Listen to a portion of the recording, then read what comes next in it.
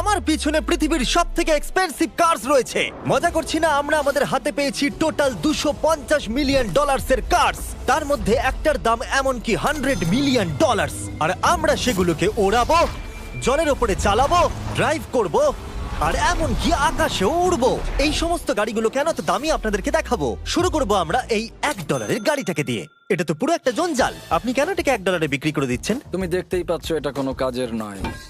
আমি এর উপর সময় আর টাকা নষ্ট করতে চাই না। যদি আপনি এই ডলারটা ধরেন তাহলে ডিল ফাইনাল। আমি এখনো বলবো এটা হলো একটা জঞ্জাল, কিন্তু যখন আমরা এর উপরে $20,000 খরচা করলাম, এটা চলতে শুরু করলো। ঠিক আছে, এবার তাহলে ব্যাড বয়কে স্টার্ট করা যাক। ও, আমি তো ভাবিনি এটা স্টার্ট হবে। এই গাড়িটা চলছে কিভাবে? কত ধোঁয়া বেরোচ্ছে, এটা তো পাগলামি। $1 কার, $1 কার, $1 কার, $1 কার।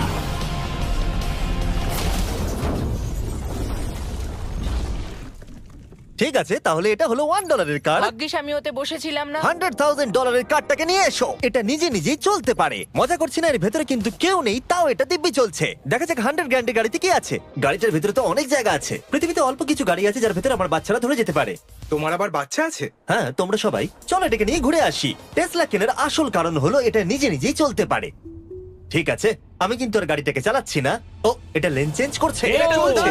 এটা সত্যিই নিজে নিজেই চলছে। Throttle-টা দেখো, আমি দেখো। কিন্তু থ্রটাল দিইনি, আর স্টিয়ারিংও আমি হাত দিচ্ছি না। জিমি, তার মানে তুমি বলছো যে তুমি ঘুমোতে ঘুমোতেও গাড়ি চালাতে পারবে? না, একদম করবে না। ও, okay. চলো দেখা যাক গাড়িটা কত জোরে যেতে পারে।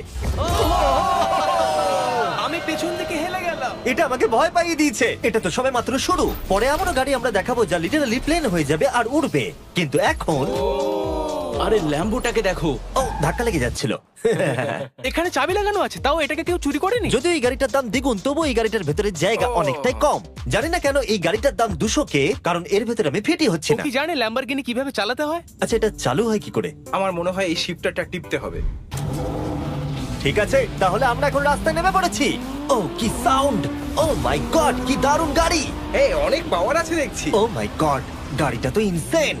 আমি আস্তে করে থ্রটাল দিলেই গাড়িটা খুব জোরে দৌড়চ্ছে। আমার ড্রাইভ করা সবথেকে ফাস্টেস্ট কার এটা। যদি তোমরা কোনো ভালো গাড়ির সন্ধান করে থাকো তাহলে ডেফিনেটলি এটা সেই কার। আর এবার আমরা $300,000 গাড়িটাকে দেখাবো। আর এটা হলো সম্ভবত পৃথিবীর সবথেকে সেফ কার। এটা ট্যাঙ্কের মতো মনে হচ্ছে। আচ্ছা, এটা কি মিলিটারিদের গাড়ি নাকি? হ্যাঁ, এটা কিন্তু খুব উঁচু। তুমি এটাকে ল্যাম্বরগিনির সাথে কম্পেয়ার করো না। হ্যাঁ, ঠিকই বলেছো। চলো এবার দেখা যাক এই গাড়িটা কেন তো সেফ। প্রথমেই দেখাবো এই বুলেট প্রুফ উইন্ডো, যেটা এতটা মোটা।